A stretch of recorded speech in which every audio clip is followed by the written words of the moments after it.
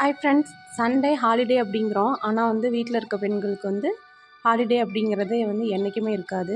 என்ன இதில் ஒரு பெனிஃபிட் லேடிஸ்க்கு அப்படின்னா, அன்றைக்கி கொஞ்சம் லேட்டாக வந்து எந்திரிச்சிக்கலாம்.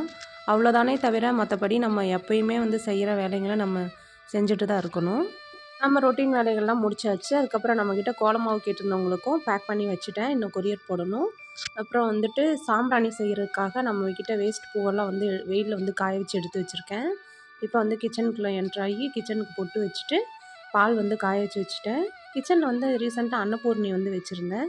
அன்னபூர்ணிக்கு முன்னாடி எப்போவுமே ஒரு பவுலில் பச்சரிசி நிரப்பி அதில் காயின்ஸ் போட்டு மேலே ஒரு மஞ்சக்கிழங்கு வச்சிட்டோம் அப்படின்னா நம்ம வீட்டில் என்றைக்கும் அன்னக்குறை ஏற்படாது.